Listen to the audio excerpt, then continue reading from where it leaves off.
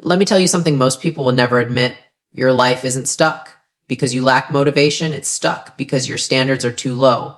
You don't need more inspiration. Get it back. You need to stop negotiating with your excuses. Get it back, because the day you raise your standards is the day your entire life changes.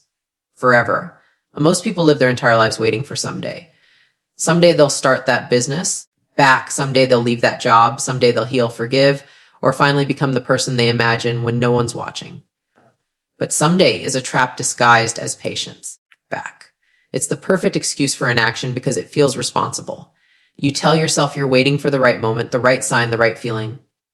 But deep down, it back. You know what you're really waiting for is courage. And courage doesn't show up on its own. It's something you have to build through tiny acts of defiance against your own fear. Every day you postpone what you know you need to do, that fear grows stronger roots. Every time you say it later, you teach your brain that comfort matters more than progress. And one day you wake up realizing that someday quietly stole 10 years of your life. The idea of being ready is one of the biggest lies we've been sold. No one ever feels ready. Not the people you admire. Take it back. Not the ones who seem confident, not the ones who seem to have it all figured out. Readiness isn't a feeling, it's a decision. You decide to move, even when everything in you screams that you shouldn't. Back. You decide to trust your ability to adapt more than your need to predict. Waiting to feel ready is like waiting for fear to disappear before you jump. It won't. Fear doesn't leave before action. It leaves after. It back. Every meaningful step in your life will feel uncertain when you take it. The question isn't whether you're scared. It's whether you're moving anyway. Back. Because action is the only thing that rewires the story in your head that says you can't. Someday gives people the illusion of progress without the discomfort of action. You tell yourself you're planning. Back. Preparing, manifesting. But really, you're rehearsing avoidance. You create to-do lists, vision boards, and mental checklists to keep busy while you avoid the one uncomfortable decision that would change everything. Back. Preparation is safe. Execution isn't. That's why people love the planning phase. It feels productive, but demands no risk. The truth is, clarity doesn't come before you act. It comes because you act. Back. You don't find your purpose sitting on the sidelines. You stumble into it while trying, failing, learning, and getting back up. Back. Every person who has built something meaningful started before they were ready and figured it out as they went. The biggest reason people stay stuck is that they mistake fear for intuition. Back. You feel resistance and think it's a sign to stop, when in reality, it's often a sign you're heading in the right direction. Growth feels like fear because it threatens your identity. Take a get back. Your brain isn't wired to chase success. It's wired to keep you safe. And safe often means staying exactly where you are. Every time you're about to grow, back, your brain floods you with reasons why you shouldn't. It's not the right time. You don't know enough. You might fail. But those thoughts aren't truth. They're protection. Get back. The difference between those who change and those who don't is that the first group learns to act despite those thoughts, not because they've silenced them. We like to believe that time will fix things. It back. That maturity or luck will eventually deliver the life we want. But time doesn't heal what you refuse to confront. It only deepens the habit of avoidance. The more you delay, the harder it becomes to start. Back. You begin building identity around procrastination. You start believing you're someone who always almost makes it. The mind starts to protect that identity because at least it's familiar. And that's the dangerous comfort of someday. You'd rather be safely unfulfilled than riskfully alive. Breaking that pattern begins with a single brutal truth: nothing changes until you do. Not next week. Not next year. Now. Every moment you delay is another moment you teach yourself that your dreams are negotiable. You have to realize that fear doesn't mean stop. It means pay attention. It back. The same energy that fuels your anxiety is the same energy that can fuel your evolution if you redirect it. Fear shows up when something matters, when your soul recognizes a threshold. Back. The presence of fear means there's growth nearby. But if you let fear dictate your pace, it will convince you that protection is better than potential. Back. The people who achieve extraordinary things aren't fearless. They've just built a relationship with fear where they no longer let it make their decisions. They use it as a compass, not a cage. They ask themselves, what am I so afraid to lose? And almost always the answer is a version of themselves they've outgrown. Take it back. Think about how many moments in your life you've said, not yet. You told yourself you'd start when you had more time, more money, more support, more confidence. And yet, back. The people who started with less than you are already ahead because they understood that progress doesn't come from perfect conditions. It comes from imperfect action. Back. The most dangerous word in the human vocabulary isn't no. It's later. Later kills dreams, drains momentum, and convinces you that your window of opportunity will always reopen. It won't. Every time you choose later, life quietly moves forward without you. Opportunities expire, energy fades, people move on, and the world doesn't wait for those who hesitate. The truth is, get back. The gap between the life you have and the life you want isn't time. It's courage. You don't need more information. You already know what to do. Back. You just haven't done it because the cost of change feels higher than the pain of staying the same. But that's only true until it isn't. Until one day, back, you wake up and realize the cost of not changing is heavier. Heavier on your heart, your happiness, and your sense of purpose. That's the moment when someday loses its power. Hit back. When the pain of inaction, finally the fear of imperfection, you move. And once you move even an inch, life begins to meet you halfway.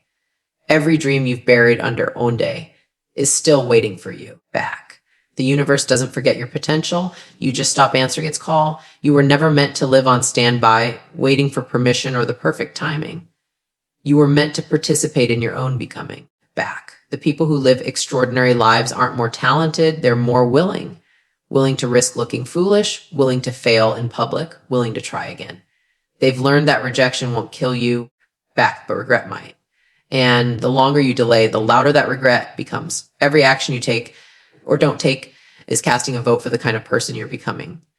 And maybe the reason you're watching, listening, or searching right now is because some part of you is done waiting. That quiet voice inside you, the one that's tired of holding back, tired of settling, tired of pretending. That's your real self trying to wake you up. You already know what needs to be done. You've known for a while. The only thing standing between who you are and who you could be is the decision to stop living in someday and start acting in now. We grow up thinking the world owes us something: love, fairness, understanding, opportunity. When life doesn't give us what we expect, we look for someone to blame. It's easier to say, they hurt me, or life's unfair, than to say, maybe I keep choosing the same pain. But here's the hard truth: you are the common denominator in every chapter of your story. Every broken relationship, every failed attempt, back. Every repeated mistake, you were there for all of them. That's not self-blame, that's self-awareness. Because the moment you stop pointing fingers, you start reclaiming power. When it's your fault, back, it means it's your fix. You stop waiting for someone else to save you and realize you've been holding the keys to your own freedom all along. That realization hurts at first, but it's the beginning of real change. We spend most of our lives trying to edit the mirror instead of changing the reflection. We fix the lighting, adjust the angles, filter the image, anything to avoid the raw truth staring back at us. Back, because truth isn't flattering, it's confronting. It shows you the patterns you keep repeating, the people you keep attracting, the excuses you keep recycling. Back, and it's uncomfortable because it reveals how much of your life is shaped by what you tolerate. The mirror doesn't lie, it simply reflects. If you don't like what you see, you have two choices. Blame the mirror, back, or do the work to become someone you're proud to look at. Most people choose the first option because it's easier to change the story than to change themselves. But growth demands honesty, and honesty demands courage. We live in a culture that glorifies victimhood because it gives us attention without responsibility. It's seductive to be the one who's been wronged. You get sympathy, validation, and a reason not to try again. It back. But staying a victim might earn you comfort. It will never earn you freedom. When you identify too deeply with your pain, you start protecting it. You wear it like armor, not realizing it's also your prison. The moment you take responsibility for your role, even in situations where you were genuinely hurt, you start reclaiming your power. Because responsibility isn't blame, it's ownership. It says, I can't control what happened, but I can control what I do next. And that's where transformation begins, not in rewriting the past, but in taking charge of your future. Can't get back, you can't heal what you won't acknowledge. Denial feels safe because it delays accountability. You tell yourself you're over it, but your habits say otherwise. You still flinch when someone raises their voice. Back, you still avoid opportunities that remind you of failure. You still seek validation from people who undervalue you. That's how unhealed wounds disguise themselves, not as pain, but as patterns. Back. And the universe will keep repeating the same lesson through different people and places until you finally learn it. Every person who triggers you is a mirror reflecting something you haven't faced. Back. Healing isn't about forgetting, it's about finally seeing clearly. The same pain that once broke you can become the teacher that rebuilds you, but only if you're brave enough to look directly at it. Back. Most people say they want change, but what they really want is change that doesn't require responsibility. They want new results with old habits, new relationships with old wounds, new confidence without new discipline. But that's not how transformation works. Change demands a confrontation between who you say you are and who you actually are. And that confrontation is brutal. Back. It will force you to admit that your procrastination is fear, your excuses are lies, and your chaos is self-inflicted. But on the other side of that truth is liberation. Because once you see your own role clearly, you can't unsee it. You either rise to meet it or shrink back into denial. Either way, your awareness won't let you live the same way again. The reason self-awareness is so uncomfortable is because it destroys the stories that make us feel safe. It reveals that the life you're living is a direct reflection of your standards, not your circumstances. It back. You tolerate the job that drains you, the partner who disrespects you, the friends who diminish you, not because you have to, but because you've accepted less than you deserve. Back. And the second you raise your standards, everything in your life will begin to shift. People will fall away. Opportunities will change. Chaos will quiet. But raising your standards means breaking your own patterns. It back. And that's why most people don't do it. Because it's easier to complain about what you hate than to change what you allow. When you start taking ownership, the world doesn't get easier. It gets clearer. It back. You begin to see how much energy you've wasted trying to fix others instead of fixing yourself. You start realizing that peace isn't something people give you. It back. It's something you create by refusing to engage in things that steal it. You stop trying to control how people treat you and start controlling how long you allow them to. Back. You stop chasing validation because your worth stops depending on someone else's recognition. That's the power of self-responsibility. It shifts the entire axis of your life from reaction to creation. Back. You become the cause, not the effect. The world doesn't change. You do, and that changes how the world responds to you. Every time you blame someone else, you hand them your power. You give them authority over your emotions, your decisions, your peace. You make them responsible for your happiness. And that's a contract they never sign. Take it back. Taking ownership isn't about letting others off the hook. It's about taking yourself off the leash. It means no one gets to dictate how you feel, how you show up, or what you become. People can hurt you, yes, back. But only you decide how long that hurt stays in charge of your life. The people who rise from pain are not the ones who never fall. They're the ones who refuse to stay down and call it destiny. Back. Accountability isn't punishment.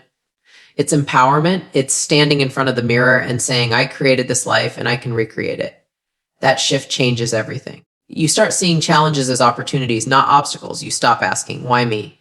And start asking, take it back. What can I? You realize that the worst things that ever happened to you also built the strength that's carrying you right now. Self-awareness doesn't make life easier, but it makes you stronger. Back. It removes the illusion that you're powerless and replaces it with proof that you never were. That realization makes you unstoppable because once you understand your role in creating your life, back, you also understand your power to redesign it. The mirror isn't your enemy, it's your greatest ally. It shows you exactly what's standing between you and the life you want. Back. But you can't change what you won't face. So the next time you find yourself blaming, complaining, or waiting for someone else to change, remember, the reflection you're seeing is asking for one thing: honesty. That because the moment you stop editing your reflection and start owning it, the world around you begins to shift. Not because life suddenly becomes fair, back, but because you finally stop fighting the truth and start working with it. Pain is one of those things everyone wants to avoid, yet it's the only thing that ever truly transforms us. We're taught to fear discomfort, to run from struggle, to medicate the ache instead of learning from it. But every version of you that ever evolved was born through pain. Heartbreak, failure, rejection, loss. Those moments felt like endings, back, but they were actually beginnings disguised as destruction. Pain is the universe's way of shaking you awake, reminding you that comfort was never your purpose. Growth doesn't come wrapped in ease, back. It comes wrapped in lessons. The moments that broke you also built you, not because pain is noble, but because it's honest. Pain exposes what's real. It burns away illusions, ego, back, and the false sense of control you cling to when life feels uncertain. We live in a world obsessed with avoiding pain. Everything is designed for convenience, for comfort, for speed. We want love without vulnerability, back. Success without failure, confidence without doubt. But that's not growth. That's numbness. You can't build strength without resistance. You can't develop wisdom without loss. Back, you can't cultivate compassion without suffering. The people who evolve aren't the ones who avoid pain. They're the ones who let it teach them. It back. They understand that pain is feedback. It's life showing you where you still have work to do. It's the bruise that tells you where your boundaries are, the ache that shows you what still matters. When you stop seeing pain as punishment and start seeing it as instruction, everything changes. Every time you resist discomfort, you trade long-term growth for short-term relief. You choose distraction over direction, comfort over clarity. You numb yourself with entertainment, business, or validation, hoping the ache will fade. But avoidance doesn't heal, it delays. The pain you refuse to face today will revisit you tomorrow, back louder and heavier. It will show up in your relationships, in your habits, in your self-worth. Life has a way of repeating lessons until you learn them. You think you're running from pain, back, but you're really running in circles. The moment you stop and face it, truly face it, is the moment you stop repeating it. Because once pain delivers its message, it no longer needs to stay. The only way out is through, and most people never make it through because they quit too soon. The truth is, pain is not your enemy. Your resistance to it is. You suffer most when you fight reality back, when you believe things should be easier, smoother, fairer. But life doesn't owe you ease, it offers you evolution. And evolution comes with friction. Every breakthrough comes after a breakdown back. Every rebirth comes after a release. The pain you're feeling right now might just be the death of an old version of you. The one who played small, settled often, or tolerated less than you deserve it back. That version has to die for the new one to live. And that process hurts. It's supposed to. Growth is grief. You're saying goodbye to everything familiar, even the parts that weren't good for you back. But what's waiting on the other side of that pain is peace. Real peace, not the fake kind that comes from pretending. We think we want healing back, but what we actually want is painless healing. And that doesn't exist. Healing is messy. It's crying in silence, doubting your worth, losing people who can't meet your new standards, and learning to live with uncertainty. It's not glamorous, but it's sacred. Because in those moments, you meet yourself without the noise, raw, unfiltered, and real back. You realize that your strength was never about how much you could endure, but how deeply you could feel and still keep going. Pain strips you down to your essence, forcing you to rebuild from authenticity. You stop chasing external validation and start nurturing internal peace. You begin to understand that healing isn't becoming who you were before the pain. It's becoming someone wiser because of it. Back. Most people confuse pain with failure. They think discomfort means they're on the wrong path. But pain doesn't mean you're losing. It means you're growing. When you hit resistance, it's a sign that you're stretching beyond your limits. That's what progress feels like. Muscles only grow by tearing fibers. Hearts only expand by breaking open. The pain of growth is proof that you're alive and evolving. The key is to stop asking, why is this happening to me? And start asking, what is this teaching me? Because pain always carries a message. And the quicker you listen, the faster you heal. Every wound has wisdom inside it back. You just have to stop numbing long enough to hear what it's saying. There's a kind of pain that refines you, not destroys you. The pain of discipline, of sacrifice, of saying no to comfort and yes to purpose. That pain is pure fuel. It's the same energy every successful person has learned to harness. They've learned to suffer on purpose, to trade what they want now for what they want most. Back. The difference between those who evolve and those who repeat is their relationship with discomfort. One avoids it, the other builds from it. The irony is the pain of growth is temporary, take it back. But the pain of regret lasts a lifetime. You get to choose which one you live with. Every meaningful result you've ever achieved was built on moments you didn't want to endure, but did anyway. That's how strength is formed, not an inspiration, but an endurance. Pain introduces you to yourself. It reveals what you believe you're capable of, what you're willing to fight for, what you truly value when everything else is stripped away. It humbles you. It makes you compassionate because you realize everyone's carrying something unseen. The people who seem the strongest aren't the ones who never suffer. They're the ones who turned their pain into purpose. It back. They stopped asking for an easier life and started asking for the strength to handle the one they have. That's where true power comes from. Pain doesn't take your power, it shows you where it's been hiding back. Every scar is a reminder that you survived what was meant to break you. And that survival has made you unstoppable. You can't avoid pain and still live fully back. The depth of your joy will always match the depth of your sorrow. If you close yourself off to one, you close yourself off to both. Pain cracks you open so more life can move through you. It makes room for empathy. Take it back. Creativity and love. The most beautiful people you'll ever meet aren't the ones who had it easy. They're the ones who learned to turn pain into wisdom. They've faced darkness and found light within it back. They've stopped fearing pain because they understand it's part of the human experience, not a sign of weakness, but a reminder that you're alive.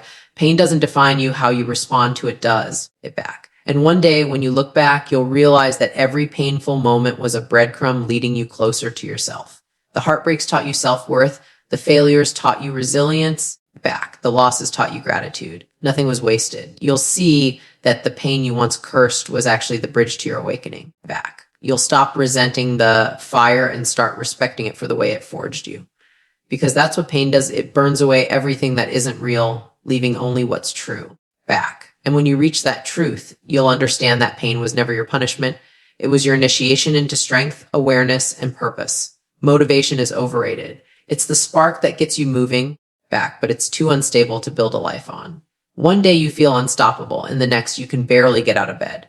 People spend their whole lives chasing motivation, waiting to feel ready, but readiness is a myth. What actually creates lasting change isn't motivation. It's standards, the quiet, non-negotiable rules you set for yourself when no one's watching. Back. The level beneath which you simply refuse to fall. Standards don't depend on how you feel, they depend on who you've decided to be. Because feelings are temporary, but identity is permanent. Back. And when you start defining yourself by your standards instead of your emotions, consistency stops being a struggle. It becomes second nature. Get back. That's the difference between people who wish for change and people who create it. Most people treat motivation like fuel, thinking they can't move without it. But the truth is, action comes first, emotion follows. Get back. You don't wait to feel inspired to start. You start, and that's what creates inspiration. The hardest part of doing anything meaningful is beginning when you don't want to. Get back. That first uncomfortable step separates dreamers from doers. It's easy to show up when you're excited, but real character is built on the days you feel empty and still choose to act. It back. Standards are built in those moments. The moments when no one's clapping, when progress feels invisible, when quitting would be easier. That's where discipline becomes identity. You don't rise to your goals, back. You fall to your standards. And if your standards are low, no amount of motivation will save you from mediocrity. Discipline doesn't look glamorous. It's early mornings, late nights, back. Saying no when everyone else says yes. It's doing the unsexy, repetitive work that no one applauds, but everyone eventually notices. Discipline is the backbone of freedom. Because when you can rely on yourself, back, you stop needing external validation to keep going. You stop waiting for the world to cheer you on because your commitment becomes your own applause. That's the quiet power of self-respect. Back. It's not about being hard on yourself. It's about honoring your word. Every time you do what you said you'd do, even when it's inconvenient, you're teaching your brain to trust you. Back. And trust is the foundation of confidence. Confidence doesn't come from positive affirmations. It comes from proof. Proof that you can count on yourself no matter how you feel. Get back. People love to talk about high standard, but few actually live by them. High standards mean saying no to anything that doesn't align, even when it's tempting. Back. It means holding yourself accountable when no one else does. It's easy to have standards when life is calm, but the real test comes when everything's falling apart. Will you still keep your word when no one's watching? Will you still chase excellence when comfort calls louder? Standards aren't built in good times, they're revealed in chaos. Back. They show you who you really are when things don't go your way. And once you raise your standards, life stops giving you what you want. It starts giving you what you tolerate. Back, because the world mirrors your boundaries. The moment you decide you deserve more, everything that doesn't align starts falling away. The truth is, it back. Most people don't fail because they're not capable. They fail because they keep negotiating with themselves. They let their emotions rewrite their commitments. I'll do it tomorrow. I'm too tired today. I'll start fresh next week. Every small negotiation chips away at self-respect. You can't lie to yourself and expect to feel confident. Back. Your brain keeps receipts. Every time you break a promise to yourself, you reinforce the belief that you can't be trusted. Back. But every time you follow through, especially when it's hard, you build credibility with yourself. That credibility becomes momentum. And momentum is the most underrated force in success. Once you have it, everything compounds. But you only earn it by staying loyal to your standards, not your feelings. Motivation asks, how do I feel right now? Standards ask, back. Who am I becoming? That single shift changes everything. You stop chasing temporary emotion and start aligning with lasting identity. Because when your standards rise, your choices change automatically. Back. You start eating better not because you're motivated, but because it's who you are now. You start showing up early not because you have to, but because discipline has become your baseline. Back. That's the beauty of living by standards. It removes the daily debate. You no longer waste energy deciding whether to act. The decision's already made. You act because it's aligned with who you've chosen to be. Back. The more consistent you are, the less resistance you face. Consistency turns effort into ease, and ease turns growth into habit. We think discipline limits freedom, but it's actually what creates it. Take it back. Freedom isn't doing whatever you want. It's having control over your impulses. It's knowing you can say no to distraction, no to mediocrity, no to comfort, and yes to the life you actually want. Back. When you're disciplined, you move through life with clarity. You don't need to be told what to do because your direction comes from within. Back. That's what people mistake for confidence. It's really self-governance. Discipline turns chaos into order, potential into performance, dreams into reality. It's not about being rigid or perfect. Back. It's about alignment. Every time you act in alignment with your values, you strengthen your sense of identity. And when identity and action align, momentum becomes unstoppable. Back. There's a moment in everyone's life when they have to choose between who they've been and who they could be. That moment usually comes disguised as failure, heartbreak, or loss. Back. It's in those moments you realize motivation won't save you. Standards will. Because motivation can disappear in an instant, but your standards are what hold you together when everything else falls apart. Back. They remind you of what you stand for even when standing feels hard. They anchor you in truth when life tests your limits. The people who make it aren't the ones with the most inspiration. Take it back. They're the ones who kept their promises when inspiration was gone. Because the ultimate freedom in life isn't doing whatever you want. It's becoming someone who can trust themselves completely. It back. Once you start living by standards, life simplifies. You stop chasing the highs and fearing the lows. You realize the point isn't to feel good all the time. It's to live in alignment all the time. Back. That's where peace comes from. Not perfection, but congruence. You start seeing discipline not as a burden, but as self-love in action. Because love without standards is chaos. The more you respect yourself, back, the less tolerance you have for anything that dilutes you. Bad habits, weak excuses, one-sided relationships. Raising your standards isn't about being better than others. It's about being better for yourself. It back. You stop waiting for permission to rise and start building a life that reflects your worth. And when you finally look back, you'll see that it was never about motivation at all. It was about integrity. The daily, quiet decisions that no one saw but shaped everything you became. You'll realize that the smallest disciplines, the early mornings, the kept promises, consistent effort were what transformed you into someone unrecognizable. Motivation may have started your journey, but standards carried you through it. And in the end, back, you'll understand that the goal was never to be inspired. It was to become unshakable. Because once your standards rise, your entire world rises with them. That's when everything changes. Not temporarily, but forever.